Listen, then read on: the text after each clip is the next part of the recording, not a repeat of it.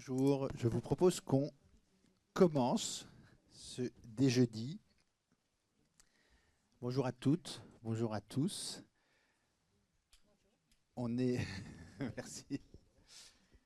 Alors ici on est au 139, on va parler d'audio description. On peut se poser la question de pourquoi un tel sujet au 139. Et peut-être c'est important de rappeler que ce lieu, il a une vocation première, c'est de réfléchir sur les manières d'habiter. Et quand on dit habiter, c'est pas seulement le fait d'être dans un logement. Habiter, c'est plus large, c'est plus riche, c'est le rapport qu'on entretient avec son chez-soi et tout ce qu'il y a autour. Et tout ce qu'il y a autour, c'est les commerces, c'est les équipements culturels, c'est aussi les relations sociales. Et la question qui se pose en creux derrière, c'est de se dire dans quelle mesure cet habitat, s'il est considéré au sens le plus large possible, il est accessible à tous. Dans le logement, c'est assez simple, on comprend comment rendre un logement accessible, c'est normé, il y a des choses assez faciles, en tout cas techniquement, qu'on peut mettre en place. Mais l'accessibilité, si on la réfléchit en termes plus larges dans cette dimension habitat, elle pose plein de questions. Et aujourd'hui, on a la chance d'avoir Marie et Aldéric qui vont nous parler d'un sujet très spécifique autour de l'accessibilité.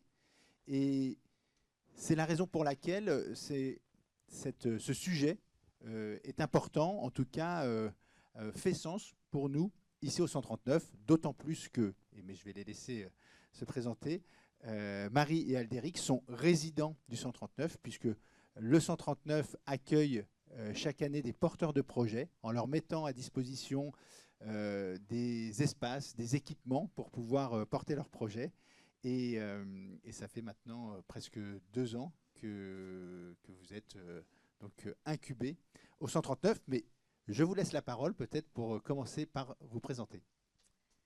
Alors bonjour, donc moi je suis Marie Gomy, je suis la fondatrice de l'association Les Yeux Dits qui existe depuis 2017, qui est une association qui s'occupe d'accessibilité culturelle. Je suis initialement audiodescriptrice, j'ai travaillé pendant plus de 15 ans pour l'association Valentin Huy à Paris. Et puis quand cette association Valentin Huy a décidé d'arrêter l'audiodescription, je me suis dit que voilà, ça valait la peine d'essayer de créer une association qui défende l'accessibilité culturelle de manière qualitative. Et avant de passer la parole à Aldéric, je vais juste te remercier pour l'histoire de l'habitat, parce que oui, effectivement, une des conceptions des Yeux Dits, c'est que le monde doit être une maison, enfin conçu comme une maison commune, dont personne ne doit rester sur le seuil. Et c'est une des définitions d'ailleurs du handicap. On ne dit pas de quelqu'un qu'il est handicapé, mais qu'il est en situation de handicap. Ce n'est pas que politiquement correct. C'est parce que le handicap, quand le monde est accessible partout et qu'il est pensé pour tous, et ben ça devient une spécificité et pas un empêchement. Voilà. Bonjour à tous, je m'appelle Aldéric Le Sueur, je suis chef de projet sur la Bavarde. J'ai une expérience de direction de projet sur beaucoup de thèmes, aussi bien de l'immobilier d'ailleurs, que l'édition ou l'associatif. Et on porte ce projet depuis 3-4 ans intensément. Voilà. Alors peut-être avant d'ouvrir le capot du moteur de la Bavarde, de parler spécifiquement de la Bavarde, c'est peut-être intéressant de revenir sur ce que c'est que l'audiodescription, puisque comme tu l'as dit, c'est quelque chose qui n'est pas d'aujourd'hui, qui existe depuis quelques années déjà. Et donc, est-ce que vous pouvez, l'un ou l'autre, nous expliquer ce que c'est, pourquoi ça existe et à quoi ça répond, l'audiodescription? Alors l'audiodescription, elle existe depuis les années 70. J'ai mal révisé mes notes, donc je ne vais pas être extrêmement précise. C'est un processus qui est né aux États-Unis. Et en fait, c'est un universitaire qui avait comme ami une personne non-voyante et qui le voyait en fait aller au cinéma avec sa femme.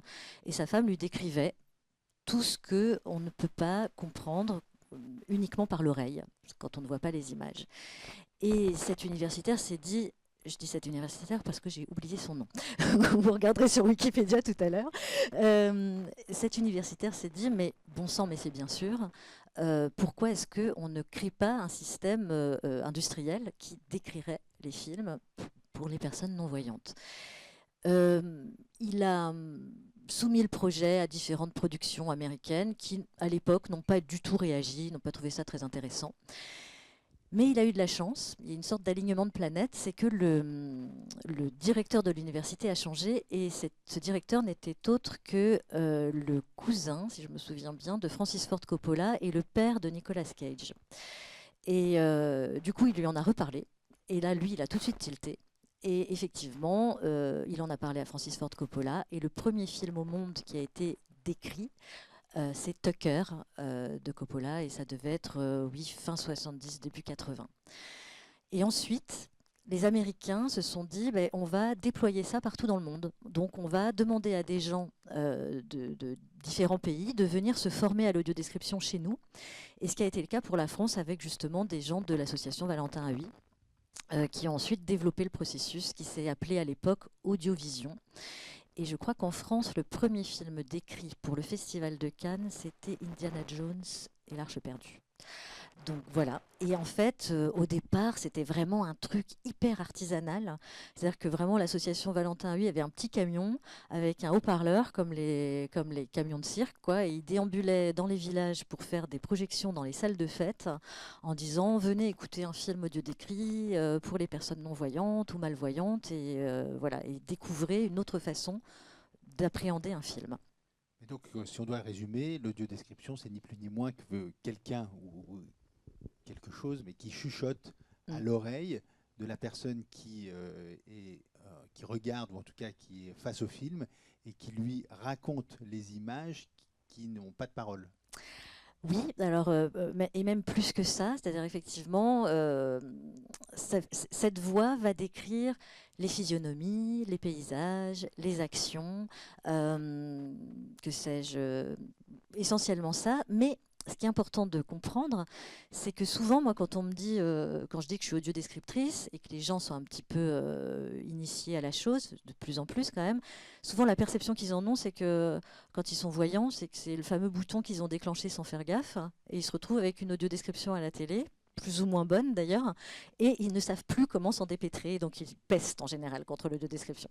Et pour redonner un peu quand même ces lettres de noblesse à l'audiodescription, ben, en fait l'audiodescription, les voyants ont tendance à dire ah oui c'est toi qui dis quand le personnage ouvre la porte ou ferme la porte.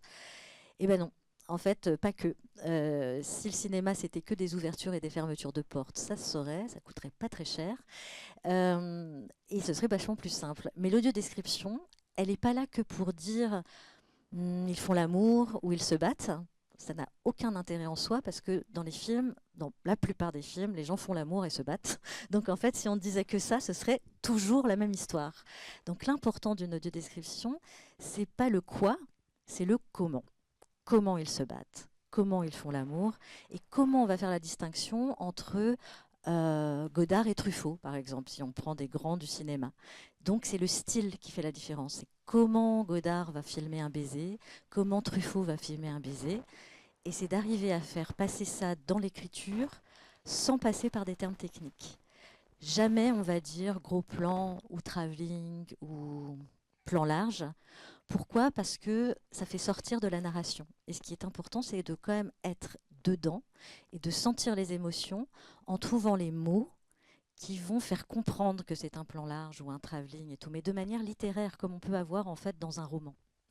Alors justement, la meilleure définition, à mon avis, plus synthétique, elle a été. Oh, je suis jamais synthétique, moi.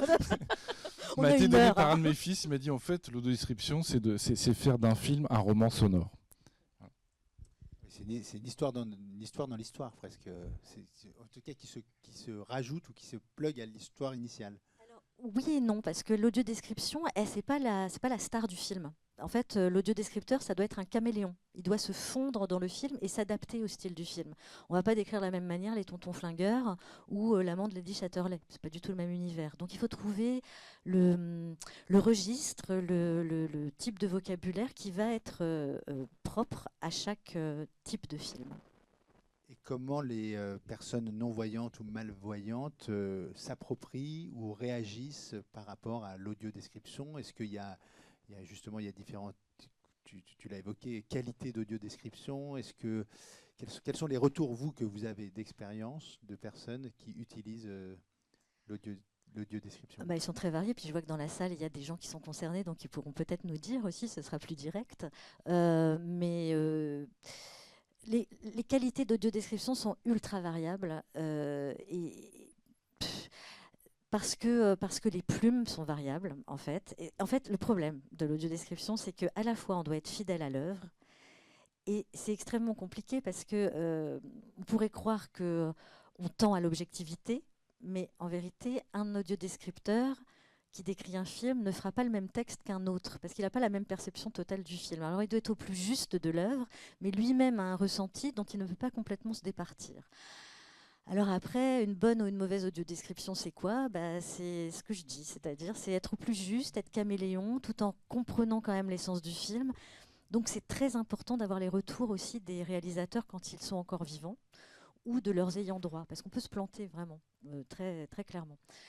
Et après, les retours des spectateurs, ils sont aussi très différents en fonction des sensibilités de chacun, en fait. Et donc c'est une question difficile. Je n'aurai pas de réponse absolue à cette question. Peut-être qu'on peut, pour vraiment comprendre le sujet, regarder un extrait d'un film audio décrit et se rendre compte de ce que ça apporte, ou en tout cas déjà de la manière dont ça fonctionne, et voir si ça apporte quelque chose de supplémentaire. Donc là, on va voir Cléo de 5 à 7.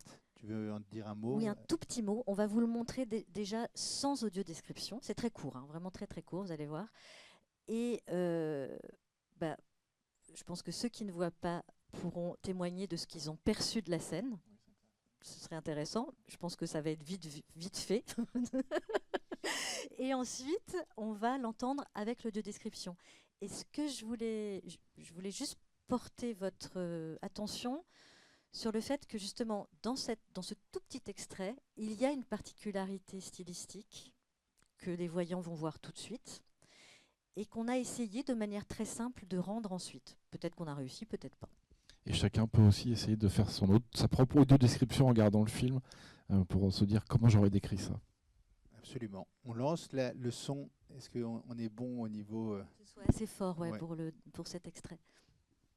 Donc on a toute une équipe technique qui est prête, hein, vous avez remarqué. Et on lance la vidéo sans audio-description.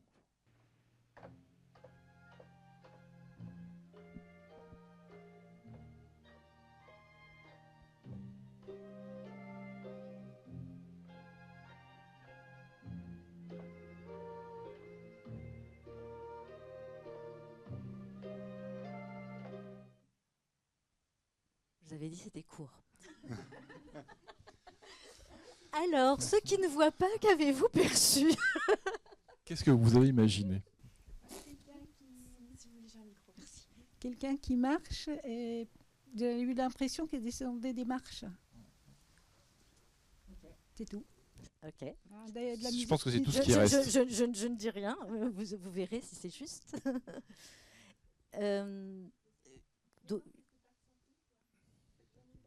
Pareil. Quelqu'un qui marche aussi, pareil. Ouais. Bon, alors les voyants, est-ce que sans peut-être dévoiler tout de suite la scène, sans spoiler la scène, est-ce que vous avez perçu le petit effet de style? Tout le monde ne hoche pas la tête, hein, donc il y en a qui n'ont rien vu. Comme quoi, ça ne sert pas forcément d'avoir des yeux. Mais bon, ok, bon. On met avec le description, ouais.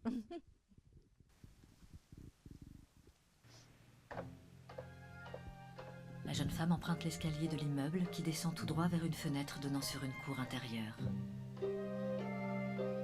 Cléo longe la fenêtre en se massant le cou d'un air las. Elle descend un nouvel étage, encore et encore et encore. Son regard morne s'attarde sur la peinture craquelée de la cage d'escalier. C'est tout. Alors, oui. C'est le encore Exactement. et encore et encore, parce que, ouais, effectivement... Comment traduire cette répétition de plans comme ça? Oui, parce que voilà, en fait, quand elle descend l'escalier, il y a une espèce de succession de plans. On reste sur elle, mais ça coupe, et puis on revient sur elle, et on revient à nouveau sur elle, et on a une impression comme ça où elle est un peu perdue. En fait, le contexte, c'est qu'elle vient d'apprendre, a priori, qu'elle est malade. Elle sort de chez une voyante qui lui dit qu'elle va mourir, hein, très agréable.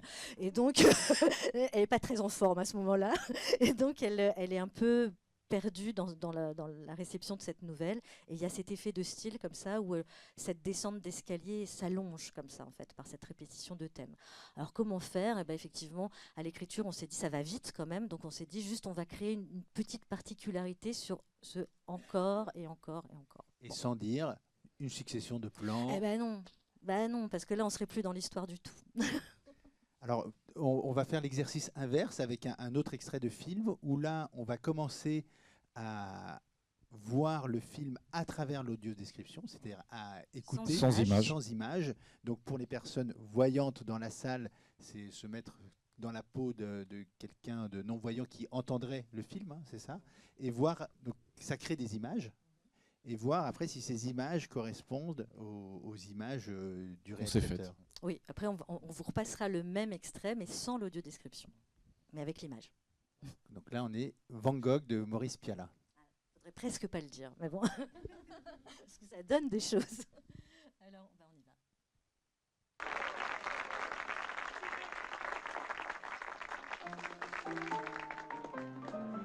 C'est merveilleux, vraiment là. Vincent pédale en l'air, assis sur sa chaise pour faire rire Marguerite et Paul. Cathy danse avec un jeune homme. Gachet et la professeure rejoignent la piste. Les danseurs soulèvent un nuage de poussière qui floute la scène et l'apparente en tout point au tableau de Renoir, le bal du moulin de la Galette. Les robes roses, bleu clair et blanches contrastent avec les habits noirs des messieurs qui tourbillonnent au rythme effréné de la polka. La lumière filtrée par les arbres papillonne sur les costumes. Un homme courtise la professeure de piano. Vincent désespère d'inviter Marguerite. Cathy illumine la piste de rouge dans sa robe virevoltante. Les danseurs s'endiablent en exécutant des pas chassés de plus en plus rapides. Canotiers, chapeaux enrubannés, visages souriants défilent en un joyeux tourbillon. Voilà. Alors, vous êtes libre de donner des impressions, voilà. J'ai l'impression que c'est une fête champêtre, en fait. Oui, c'est une fête champêtre, tout à fait. Avec tout le monde danse et tout le monde est habillé à l'époque de Van Gogh, quoi. Oui, bah oui, on a dit que c'était Van Gogh, du coup. Ouais. Bon, est-ce qu'il n'y a pas quelque chose qui vous a surpris, peut-être les voyants, dans ce qui est dit, dans la description? Ouais. C'est assez rapide. Oui, c'est rapide. Il y a beaucoup d'éléments. On a l'impression de... En fait, on a plus l'impression d'assister à une grande scène plutôt qu'à un défilement de plans. Oui, mais c'est une grande scène. Enfin, relativement. C'est relativement large, pas toujours, ouais. Sauf à la fin, quand ça défile. Oui, alors ça c'est très important. Voilà, ça, perception de voyant, perception de non-voyant. Les voyants, quand ils n'ont pas l'image et que tout à coup il y a une voix qui leur parle, ça fait beaucoup d'infos en général et ils disent oh, stop. Et alors justement, ceux qui ont peut-être plus l'habitude de l'audio-description, est-ce que c'est quelque chose qui vous perturbe, vous? Non, hein. Ouais. Est-ce que je me trompe si je dis, par exemple, c'est peut-être pas votre cas, mais moi je connais pas mal de personnes qui, par exemple, quand elles écoutent des livres audio, les passent en vitesse rapide? Non, vous faites pas ça. Moi, j'en connais qui font ça. Par contre, je reviens des fois en arrière parce que Oui. j'aime bien, comme que je lisais, j'étais voyante et que je lisais, j'aimais bien revenir à la page d'avant pour me remettre bien dedans. Oui, dans le Et contexte. du coup, je fais pareil avec le lecteur. Mais Ouais. maintenant, je dis, c'est mon copain. Voilà, Victor. Mais en tout cas, vous qui êtes tout le temps, qui baignez en fait dans la langue en permanence, comment dire, le fait d'avoir pas mal d'informations, c'est pas quelque chose qui vous embarrasse. Bon, il faudrait peut-être pas trop non plus que ça sature, mais voilà. Et surtout, on a l'impression que le narrateur prend une forme de liberté descriptive. Il va au-delà de la description en apportant une référence. Alors voilà, c'était ça en fait. C'est qu'effectivement, il y a une référence au bal du Moulin de la Galette qui pourrait surprendre parce qu'on pourrait se dire, bon d'accord, mais quand on n'a jamais vu de sa vie, est-ce que ça parle le bal du Moulin de la Galette? Et surtout, le bal de Moulin de la Galette, on imagine, n'est pas dans le film. Alors il n'est pas dans le film, mais le plan, il y a un plan. En tout cas, en fait, dans ce film, il s'avère que Van Gogh passe son temps à s'amuser, à faire des rapports. J'ai dit quoi? Oui, bah oui, bien sûr, Van Gogh, quand il a tourné le film. Donc Piala a passé son temps en fait à faire des analogies entre certains de ses plans et des tableaux hyper connus de l'impressionnisme. Et donc ça, c'est vrai que quand on est voyant, bah, où on le sent, parce qu'on a déjà vu les tableaux ou pas. Et effectivement, en tant que descripteur, on se dit, bah, on va quand même donner ce principe-là du film, parce que ce serait dommage. Moi, je pense toujours en fait à un étudiant de cinéma, par exemple, qui ferait du son et qui irait dans une école de cinéma et à qui on passerait Van Gogh, audio décrit, et puis en fait, il n'aurait pas cette référence dans cette fabrication-là du film, et ses copains lui diraient, et lui dirait, bah, moi, j'ai pas du tout senti ça quand j'ai entendu l'audio description. Donc, j'essaye toujours de quand même donner ce type d'éléments.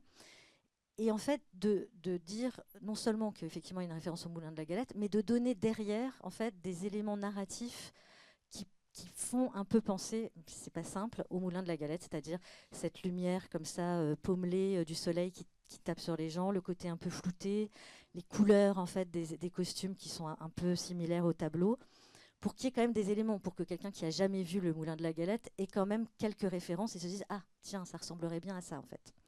Voilà. Et c'est là où l'audiodescription peut intéresser les voyants aussi. C'est-à-dire que moi j'ai vu Van Gogh, je ne connaissais pas toutes ces références, et il y a quoi? Il y a 7-8 tableaux qui sont référentiels dans le, voilà, que tu as retranscrits en audio-description. Donc c'est un outil d'analyse filmique qui peut être utilisé aussi. Ben oui, et puis je n'avais pas prévu de dire ça, mais puisqu'on parle des tableaux, quand je vous disais que redonner ses lettres de noblesse à l'audiodescription, l'audiodescription initialement, c'est pas quelque chose forcément uniquement à destination du handicap. En fait, il y a ça y est, je l'ai. Il y a un procédé qui existe depuis des millénaires qui s'appelle l'exphrasis. Alors ça a l'air comme ça savant, mais l'exphrasis, c'est un principe de description des tableaux. Les élèves de l'école du Louvre le font très régulièrement. Et en fait, pourquoi ça existait? Parce qu'en fait, avant, c'était coûteux et long de faire des voyages pour aller voir les tableaux de Renaissance italienne, etc. Donc en fait, il y avait des gens qui y allaient. Et puis quand ils revenaient en France, eh ben, ils décrivaient, en fait, ils ne savaient pas forcément dessiner, donc ils décrivaient les tableaux de la manière la plus précise possible pour que les gens s'en fassent une représentation mentale. Donc, et il y a même ce procédé-là, je pense, dans certains textes antiques qui décrivent de manière hyper précise des boucliers et tout, pour que ce soit ultra vivant, qu'on a l'impression de voir la scène plutôt que de la lire. Donc c'est vraiment... On regarde la scène et on Oui, voit si ça oui, colle oui, avec exactement. la Moi, je représentation parle. mentale de chacun. On y va.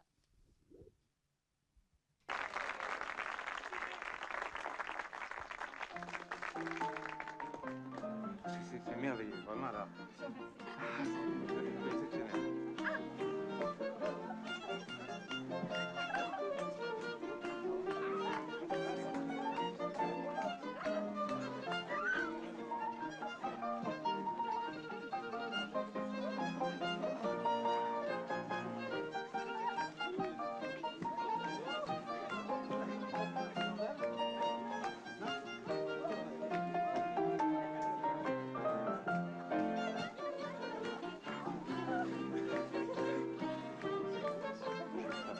Julien Baryton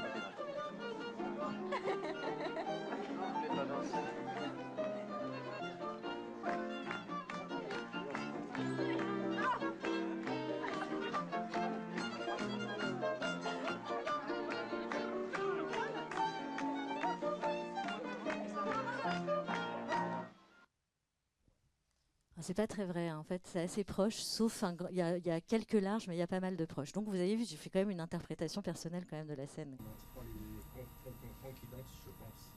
Oui. Ouais. Oui. Mais c'est tout. ouais. Perso, j'aurais été voir le film sans audio description, j'aurais été déçu. Non, mais franchement, avec audio description, non mais je dis pas ça pour l'audio description, c'est important et ça sert à beaucoup. Moi, il y a un des films que j'avais vu il y a plusieurs années, c'était Dune. Il y avait beaucoup de décors. Du Lynch ou Moi, j'ai vu jusqu'à l'âge de 3-4 ans. Les paysages, tout ça, j'ai pas vu, quoi. Je me rappelle plus, je me rappelle pas. Et j'avais adoré, quoi. C'est super bien décrit. Moi, j'ai un ami qui est fan de Star Wars, qui a une trentaine d'années, et il a toujours vu Star Wars au son, quoi. Et un jour, je lui ai dit, en fait, l'audio-description existe, mon gars. Et donc là, il m'a dit, quoi? Et donc là, il s'est tapé. Et alors là, pour le coup, l'audio-description de Star Wars, elle est super dense, mais vraiment super dense, parce qu'ils décrivent les vaisseaux, ils décrivent tout. Toutes les races qui existent. Presque trop. Enfin, même moi, je me dis, waouh, elle est vraiment compacte, celle-ci. Et lui, mais il était aux anges, vraiment. C'était la redécouverte de son univers total, quoi. Mais bon, voilà. Alors, Alors. l'audio-description, on a plutôt compris comment ça marche, ça existe, sauf que pour que ça puisse être utile, il faut qu'on puisse avoir accès à cette audio-description. Et c'est là que vous avez né l'idée, dans le cadre des Yeux-Dits, de créer une solution qui permet de diffuser, et vous m'arrêtez si je dis des bêtises, le plus largement possible la capacité à tout un chacun de pouvoir avoir accès en audio-description à tout un catalogue de films. Alors oui, en fait, avec un projet précédent, on a creusé un peu plus précisément l'écosystème, la problématique technique de description, la diffusion, etc. Et depuis le 1er janvier 2020, le CNC, donc l'instance qui régit un peu les cinémas et le film, oblige les productions françaises à réaliser des audiodescriptions. On s'est aperçu aussi qu'au CNC, il y avait à peu près 5000 références listées qui sont disséminées, peu diffusées. Et donc, il y a un stock d'autodescription, une obligation légale et une diffusion embryonnaire. Et nous, on s'est dit, il faut qu'on arrive à résoudre ce problème-là. Alors, il existe des solutions en salle, dans certaines salles, qui sont des casques émetteurs qui sont donnés aux personnes qui viennent et qui en font de la demande, mais c'est très rare. Et si demain on accueille une classe de Ninja de 30 personnes, on ne pourra pas équiper tout le monde. Ninja, c'est l'Institut oui. il va vite. Institut national des jeunes aveugles. Mm. Donc là, ils sont très nombreux quand ils se déplacent. C'est le seul centre quasiment qui existe en France.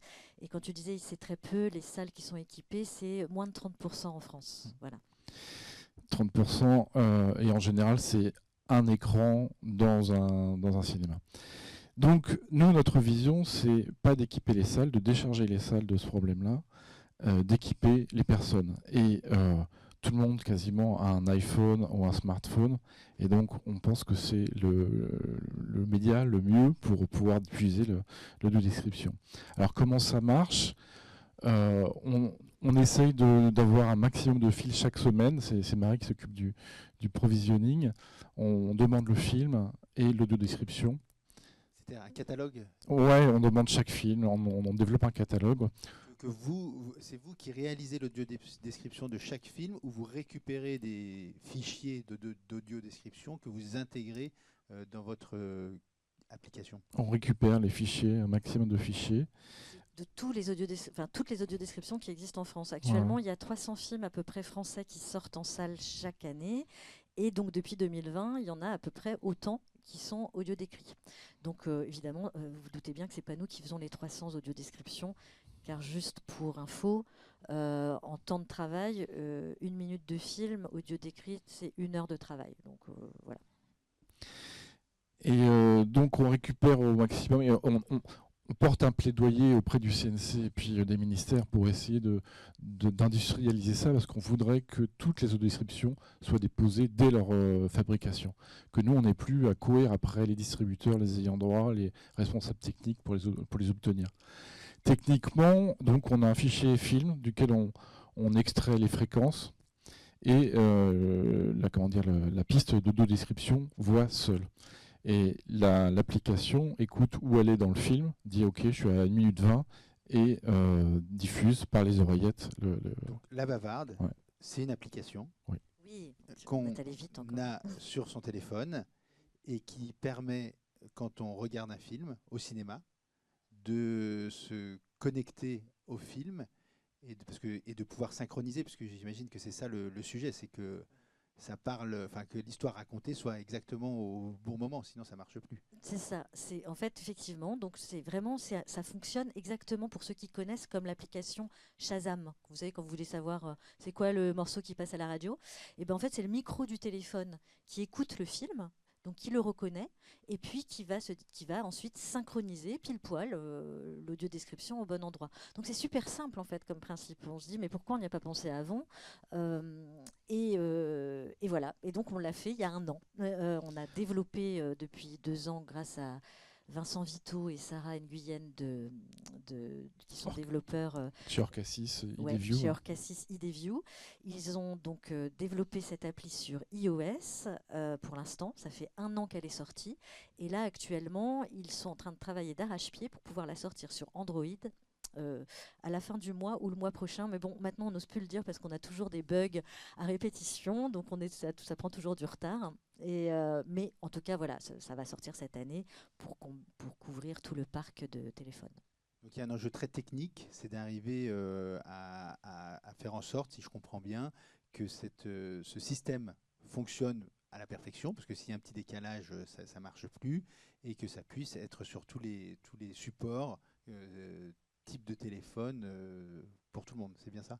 Oui, c'est exactement ça. Oui.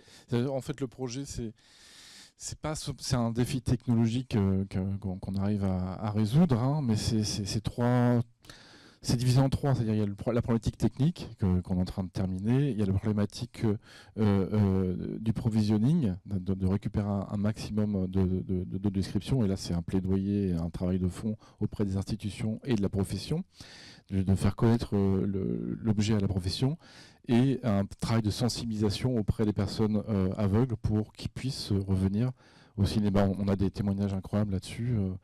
On était à Amiens il y a quelques semaines, on avait un père de famille qui est venu nous voir, qui a découvert la solution, qui était en lutte contre son Gaumont à côté parce qu'il ne posait pas de description. Et le soir même, il nous a dit ouais, je repars au cinéma, c'est un cinéphile et je peux voir les films avec ma femme. Et voilà, ça change la vie. Oui, parce que qu'est-ce qui se passe pour ceux qui ne sont pas, voilà, qui sont pas concernés par le sujet, et je pense que ceux dans la salle qui le sont pourront aussi en témoigner, c'est que bien souvent, qu'est-ce qui se passe quand les gens non-voyants vont au cinéma et vont au Gaumont, ou ailleurs d'ailleurs, c'est qu'on leur dit, dans le meilleur des cas, la salle est équipée avec les émetteurs, les casques, comme on vous disait tout à l'heure. Mais il faut que la salle où ils ont décidé, par exemple, ils ont décidé d'aller voir Monte Cristo à 14h vendredi, ils vont y aller, mais là, on va leur dire « Ah, non, la salle qui est équipée, c'est la salle numéro 5. Donc, c'est pas Monte Cristo qui passe, c'est, je sais pas quoi, les Tuches. » Et donc, la personne dit « Bah non, mais j'ai pas envie de voir les Tuches, j'ai envie de voir Monte Cristo. » Ah bah non, vous pouvez pas le voir aujourd'hui à 14h, donc au revoir. Alors ça, c'est le premier cas de figure. Deuxième cas de figure, alors, bon, il y a le premier cas de figure avant ça, qui est la salle n'est pas équipée. Donc, en fait, là, c'est même pas la peine d'y aller. Le deuxième cas de figure, c'est que les gens y vont. Monte Cristo à 14h samedi, c'est bien la bonne salle équipée. Ils y vont, on leur donne le casque. Et là, par exemple, l'équipe s'est plantée de casque et elle leur a filé le casque parce qu'ils ont un autre dans une autre salle, par exemple, pour justement les Tuches. Et ils vont se retrouver avec la description des Tuches pour Monte Cristo. Donc là, ils vont se dire merde, il y a un petit souci. Deuxième cas de figure. Ou troisième cas de figure, tout simplement, le matériel dysfonctionne. Ça arrive. Et donc là, ils n'ont pas l'audio-description, ils ont payé leur place, ils sont avec leurs copains ou leur famille. Et puis là, ou ils se tapent tout le film, Monte Cristo c'est un peu long, sans audio-description, ou ils disent, bon, je rentre à la maison. Au mieux, ils se font rembourser la place. Et parfois, on a eu le témoigne d'un mari qui disait il laisse sa femme dans la salle. Ma femme, elle n'a pas envie de revenir à la maison, donc je repars tout seul comme un idiot. Et je suis un peu triste. Non, mais ça a l'air de rien comme ça, mais il faut rappeler que le cinéma, c'est la première pratique culturelle en France, ce qui n'est pas le cas dans tous les pays, hein, d'ailleurs. Et donc, c'est un objet, évidemment, d'ouverture sur le cinéma, l'art, etc. Mais c'est un vecteur d'inclusion sociale. Tout le monde parle de cinéma, de séries qu'il a vues. Donc si on n'a pas eu accès au film, on est exclu de pas mal de conversations. Et alors, est-ce qu'avec cette application, la Bavarde, au cinéma, ça marche, mais est-ce qu'on peut, chez soi, dans son salon, lancer un film et connecter l'application. Oui, alors là, il faut encore rentrer dans une petite particularité technique, c'est-à-dire que au cinéma, on a du 24 images secondes, et sur vos télés, et en vidéo, c'est du 25 images secondes. Et ça veut dire qu'en fait, il y a 2 durées de film, et donc il y a 2 audiodescriptions, en tout cas à recaler, différentes. Et donc il faut qu'on obtienne les fichiers pour le cinéma et pour les télés. Alors on est en contact avec France Télé et Arte. C'est un peu compliqué parce qu'il faut qu'ils changent un peu leur méthode de travail. Et on leur fait comprendre que quand on est aveugle, on n'a pas envie forcément d'infliger l'audiodescription à toute sa famille. Parce que quand on est voyant, regarder un film avec l'audiodescription en même temps, il y a une surcharge cognitive qui est compliquée. Et la bavarde est aussi un outil pour la télé. Donc le problème, c'est toujours le catalogue. Hein. On essaye de faire sauter des verrous, mais c'est ça le sujet. Parce que donc là, on met des oreillettes, on met ses oreillettes, un casque, et on peut regarder avec d'autres personnes. Voilà, en ayant la voix de l'audiodescription dans son cas, sans effectivement en faire profiter ou enquiquiner éventuellement les autres avec l'audiodescription. Et qu'est-ce que je voulais dire moi par rapport à ça ? J'allais dire simplement chacun son film à sa manière et après tout le monde peut en discuter. Voilà. Et alors donc sur la bavarde, très concrètement parlant, comment ça se voit en fait ? Nous en fait on a fait, c'est un peu compliqué cette histoire de 24 images secondes, 25. C'est-à-dire en gros, si je vous résume le truc, c'est-à-dire que en fait, comme ça défile plus vite, par exemple Monte Cristo ça va être moins long à la télévision qu'au cinéma. Voilà, c'est plus court à la télé. Donc du coup, si vous prenez l'audiodescription pour le cinéma chez vous à la télévision, en fait, ça va se décaler progressivement. Et au bout d'un moment, vous allez dire, mais elle est nulle cette audiodescription, elle parle sur les dialogues, voilà, c'est pénible. Donc il faut vraiment avoir les deux. Et donc nous, on fait un truc sur la bavarde, on a un onglet au cinéma, puis un onglet à la maison. Et donc il faut choisir la bonne version. Alors, je vous propose le test de vérité pour voir... J'espère qu'on n'aura pas l'effet Bonaldi pour ceux qui ont connu. Comment ça marche ? On va diffuser un film et on va lancer l'application et elle va repérer, comme Shazam, hein, c'est ce que tu disais, capter le film et normalement, si tout va bien, on est sur quoi là ? Monte Cristo, le justement. Comte de Monte Cristo. Quelle transition. Alors non, en fait, ce que je vais faire là, c'est que, enfin, sauf si vous avez déjà la bavarde. Vous avez déjà la bavarde ? Ah, alors il va falloir qu'on vous montre. Alors là, en fait, pour faire un truc. Marie, elle va faire avec son téléphone. Oui. En fait, j'ai déjà téléchargé l'audiodescription avant d'aller au cinéma, dans un endroit où il y a du Wi-Fi. Ce qui permet, en fait, ensuite, quand on est en salle, de ne pas dépendre justement du Wi-Fi et d'en avoir, enfin voilà, ça se déclenche quand même. Alors, hop. Donc là, je vais la faire écouter. J'appuie sur un bouton qui s'appelle synchroniser. Ouais, non, mais même sans silence, on a déjà fait ça dans des salons, elle y arrive. Alors.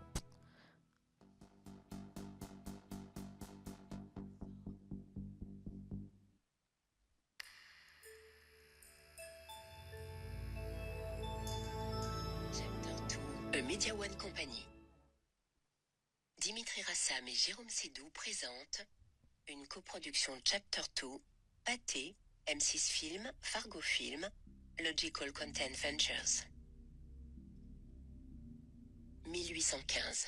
Napoléon, chassé du pouvoir, s'est réfugié sur l'île d'Elbe. Alors que ses partisans rêvent de son retour, le nouveau pouvoir royaliste les traque sans merci. Arrestation et exécution. Elle était calée, hein, vous l'avez vu quand même. Bah, lui, il arrête le film. Évidemment, elle continue de papoter, hein, c'est une bavarde. Vas-y, relance celui-là.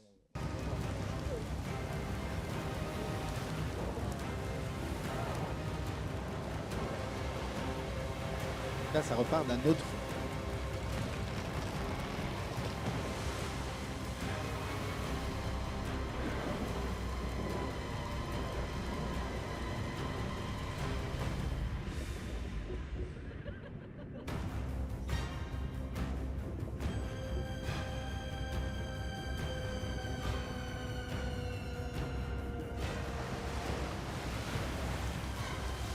Il la ramène vers son bateau en lui maintenant la tête hors de l'eau. Deux marins l'aident à remonter à bord. La jeune femme, étendue sur le pont, reprend connaissance et crache de l'eau. Un quartier-maître au visage poulain se tourne vers le jeune homme. Tu lui as sauvé la vie. Passez-moi une couverture.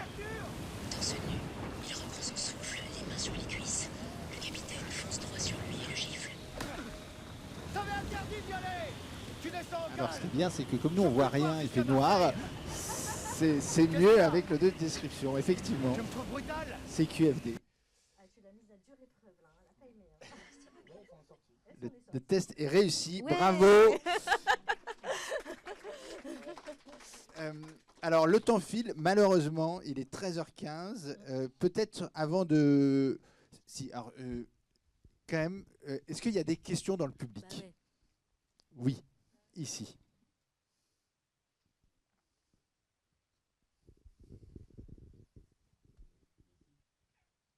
C'est pas des questions, c'est plutôt 2 témoignages. Moi, j'ai le plaisir de porter et d'animer le dispositif Ciné Relax sur le territoire.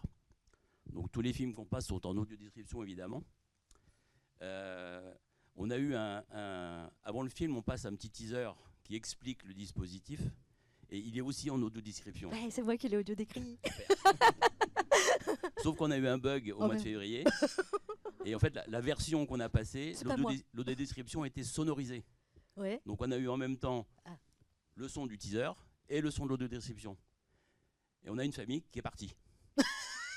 En disant c'est pas possible, ils étaient avec un gamin, en disant c'est pas possible, notre enfant il va rien comprendre.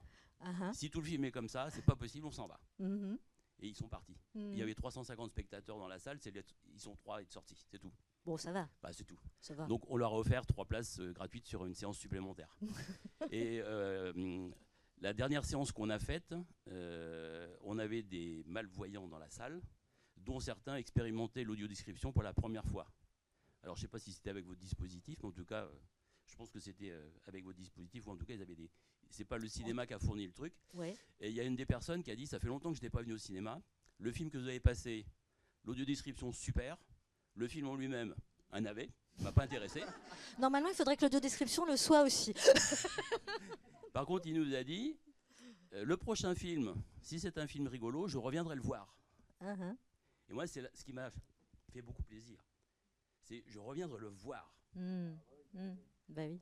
C'est pas je reviendrai au cinéma, quoi. Ou je viendrai écouter. C'était vraiment je reviendrai voir un truc. Là, je dis on a tout gagné. Merci pour ce que vous faites.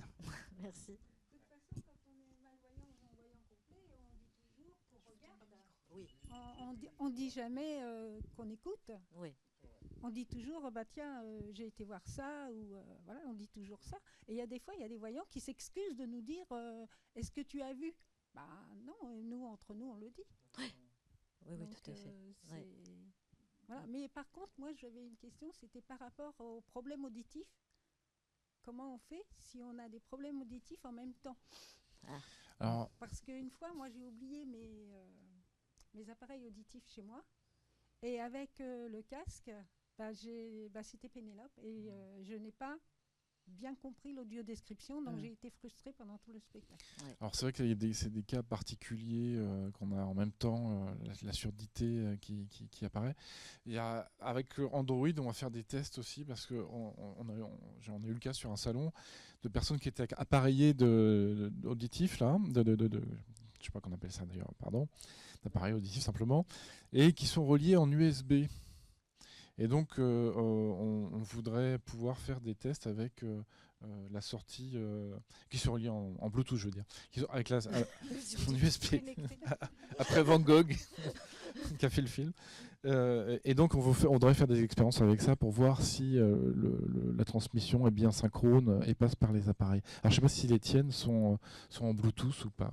Mais le problème là, c'est que vous les aviez pas. Toi, tu mets les casques comme ça, en fait, le casque en plus. Ouais, ok. Moi, je mets le casque. Mais du coup, j'ai mon casque à moi. Et mon casque à moi par-dessus mes appareils auditifs. Oui, c'est ça, il ne faut pas d'oreillettes, quoi. Il faut des casques avec... là, effectivement, s'il y a oubli de matériel, c'est compliqué. Voilà. J'avoue que là, nous n'avons pas la réponse. Voilà. Donc, il ne faut pas oublier son casque à la maison et avoir son téléphone bien chargé. Le chien se réveille, il veut poser une question. Non, pour rebondir sur ce que disait monsieur tout à l'heure par rapport à Culture Relax, qu'on connaît bien, et voilà, effectivement, on travaille avec eux.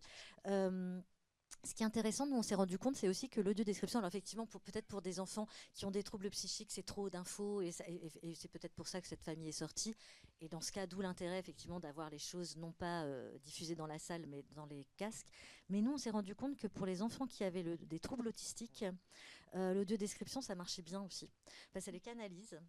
Et on a vu des gamins qui, en fait, revenaient pour écouter, en fait, des choses en audiodescription parce qu'ils déconnectaient de l'image, je crois, et qui rentraient un peu dans leur bulle et dans le côté très narré, comme ça.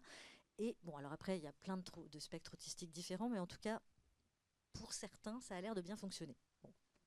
Est-ce qu'il y a d'autres questions? Oui, moi je voulais dire, je vais souvent, vous voulez que je tienne Oui. pas? Pardon. Attendez, ah ouais d'accord. Je vais souvent au ciné relax, quand je peux. Le dernier c'était Cerda. Et là, l'audio-description m'a bien sauvé, parce que honnêtement, le film il était en VO. Ouais. Alors là, justement, encore une fois, il se trouve qu'on a réalisé l'audiodescription et la VAST de Sorda. Alors, c'est quoi la VAST? Alors, vas-y, Marie, parce que ça, c'est un cas particulier qui se développe et il y a un vrai besoin là-dessus.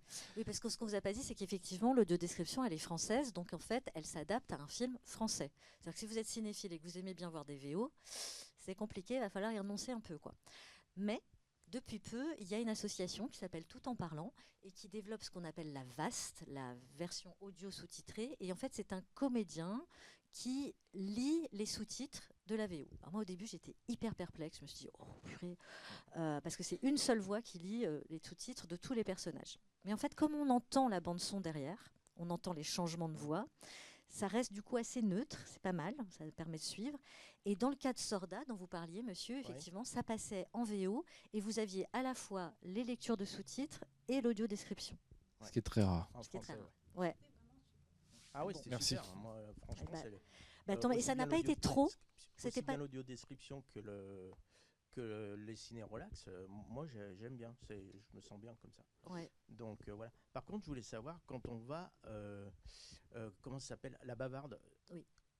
Si on va au cinéma, on est sûr que le film sera adapté ou pas? Non, il faut regarder Enfin, quand je dis il faut regarder, oui, sur le design, le design est hyper épuré parce qu'il n'y a que du texte hiérarchisé, donc c'est optimisé pour le voice-over. Donc ça peut dérouter certains voyants, mais pour les aveugles, c'est ce qu'il y a de mieux. Il faut regarder dans les nouveautés ou dans les films s'il est dans la liste. S'il est dans le catalogue. Si dans le catalogue. Et là, on en a voilà. 300. Faut pas aller au cinéma comme ça, quoi. Non, vous regardez. Mais actuellement, même s'il ne fait pas de pub pour nous, on en fait plus pour lui, le Sirius, on couvre la moitié des films au moins chaque semaine qui sortent sur le Sirius.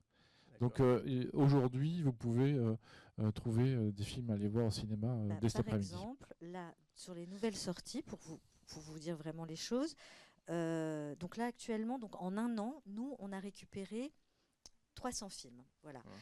On veut évidemment que ça augmente. Moi, je voudrais par exemple, je ne sais pas si vous connaissez ce dispositif, peut-être il y a des professeurs dans la salle, je ne sais pas. Il y a un dispositif extraordinaire qui s'appelle École et Cinéma. C'est vraiment toute une programmation de films de patrimoine où les instituteurs ou les profs peuvent emmener effectivement leur classe et puis construire leurs cours à partir de ça. Et comme maintenant on est à fond sur l'école inclusive, c'est bien sur le papier, mais dans les faits, quand il n'y a pas effectivement d'équipement réel pour que les gamins qui sont en situation de handicap soient clairement inclus, par exemple sur tous les dispositifs école et cinéma, nous on a plein de témoignages de parents d'enfants aveugles qui nous disent mon gamin il n'a pas pu aller avec sa classe au Cinoche pour voir La Belle et la Bête ou que sais-je, ou Peau d'âne, parce qu'il n'y avait pas d'audio-description. Et moi ce que je voudrais, c'est que puisqu'on parle d'école inclusive, c'est que tout ce catalogue de l'école qui regroupe, je ne sais pas, plus de 1000 titres déjà, dont la plupart sont audio-décrits, soit sur la bavarde, pour que ce soit pour que n'importe où, que ce soit à la campagne ou dans des grandes villes, les gamins puissent aller au cinéma. Se poser la question, quoi. Exactement. Parce que, désolé, je suis bavard, mais... Non, pas plus que moi, je pense. Je suis lyonnais d'origine. Je peux vous dire que, je suis non-voyant en fauteuil. À chaque fois qu'on voulait aller au cinéma, quand on était gamin, en centre, il fallait qu'on téléphone pour savoir si la salle était accessible. Au fauteuil. Après, il fallait qu'on s'inquiète de savoir s'il y avait de l'audio-description. Et quand on ne s'était pas planté et qu'on arrivait, que le film, il était en VO, sans audio-description. Je vous l'ai fait large, mais voilà quoi. Oui, oui, mais c'est ça, mais ça va complètement dans le sens de, par exemple, de nos amis qui nous disent, eux, ils vont au cinéma, ils prennent un ticket, ils sont avec leur canne et leur chien, Ouais. et puis tout à coup, les gens à la caisse leur disent, ah mais il n'y a pas d'audio-description, on n'est pas équipés, et eux, ils partent dans les couloirs en disant, je m'en fiche, j'ai la solution dans ma poche, et quasi les gens leur courent derrière en disant, monsieur, monsieur, on va devoir vous rembourser. Non, non, vous inquiétez pas, j'ai tout ce qu'il faut. Et ça, ils adorent. Enfin, on peut faire la nique. Voyons. Voilà. Et juste une dernière question et j'en aurai fini. Est-ce que vous connaissez une autre application qui s'appelle Greta? Ah, bah bien sûr, on en Oui, a pas alors, parlé. on s'est inspiré de Greta, clairement. Ah d'accord. Oui, mais on. Si, clairement. si, Ah, mais mais bien sûr, c'est la concurrence. Non, non, mais- ils ont plus de 10 ans d'existence sur le territoire français. Ils ont 140 à 150 accessibilités sur leur catalogue en France. En 10 ans. Nous, on en a un an, on est à 250. Greta a un modèle économique qui fait payer le producteur pour le dépôt sur l'application. Donc, il n'y a pas beaucoup de catalogues. Et il fait payer les salles de cinéma pour qu'elles puissent diffuser l'audiodescription sur le cinéma. Donc un système de géolocalisation. Par ailleurs, il demande la création de comptes, ce qui fait qu'il y a pas mal de malvoyants qui abandonnent. Donc voilà, pour nous, on a une vision différente de la chose. Vous ne faites pas payer tout ça, quoi. Nous, Non. on fait payer personne parce que, comme dit Aldéric, on part du principe que c'est un dispositif politique. Quand on construit une piste cyclable dans une ville, on ne demande pas aux cyclistes de payer pour emprunter la piste. On ne demande pas aux constructeurs de vélos de payer la piste cyclable. Donc, en fait, on part du principe qu'à un moment donné, voilà, ça doit s'autofinancer, que quand on parle d'inclusivité, quand on met les choses comme ça en avant, que ce soit dans le privé comme dans le public, il faut qu'il y ait une conjonction en fait, de financement pour qu'en fait, comme on disait en introduction, la maison soit accessible à tous. Eh ben, merci beaucoup. Je vous Merci. encourage à continuer. Merci.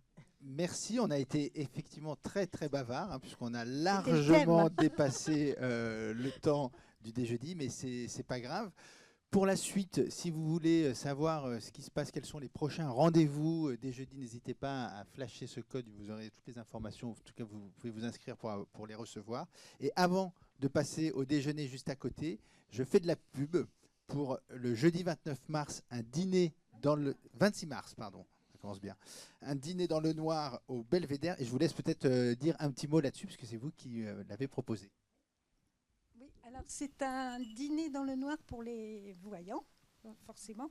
Donc vous mettez un bandeau et c'est au restaurant Le Belvédère à Saint-Jouan-de-Bruneval. Donc c'est un gastronomique. Vous allez très bien manger. Je vous donne quelques conseils. Et puis c'est des tables de 8. Donc si vous arrivez à 2, vous aurez automatiquement 6 personnes avec vous. Donc dites toujours, appelez-vous par votre prénom, c'est plus convivial. Je vous donne des conseils pour bien manger, pour bien vous y prendre, pour ne pas être stressé. C'est très chaleureux et à la fin, on a un échange de questions-réponses. Et en partant, on prend une photo d'une assiette qui part de la cuisine pour vous les montrer.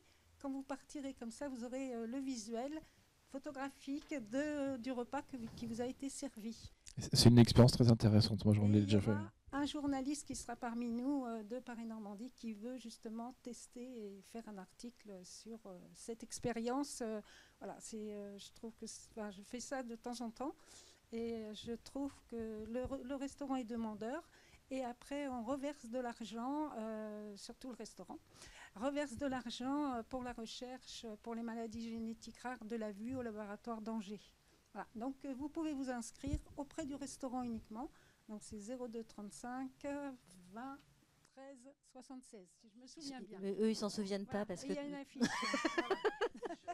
Il faut qu'ils voient. Donc, voilà, je compte qu'il y en aura quelques-uns qui viendront quand même pour tester. Et parler de restaurant, ça nous donne faim. Voilà. Donc, on peut passer à côté pour manger un morceau. Vous êtes les bienvenus. Merci beaucoup. Eh ben, merci à vous. Passionnant. Et juste, non, parce que moi, j'en ai jamais fini de parler. Je voulais juste vous dire que donc cette semaine, sur la Bavarde, vous pouvez trouver la danse des renards, la guerre des prix, les rayons et les ombres, Police Flash 80, ça c'est pour la salle. Et pour chez vous, vous pouvez voir Sobibor, qui est un extraordinaire documentaire de Claude Lanzmann. Il y a aussi Le Mépris qui vient de sortir et je sais plus quoi, Saint-Antoine-Illois peut-être. Voilà, mais voilà, vous pouvez aller voir dans le catalogue, il y a plein de choses à voir. Merci.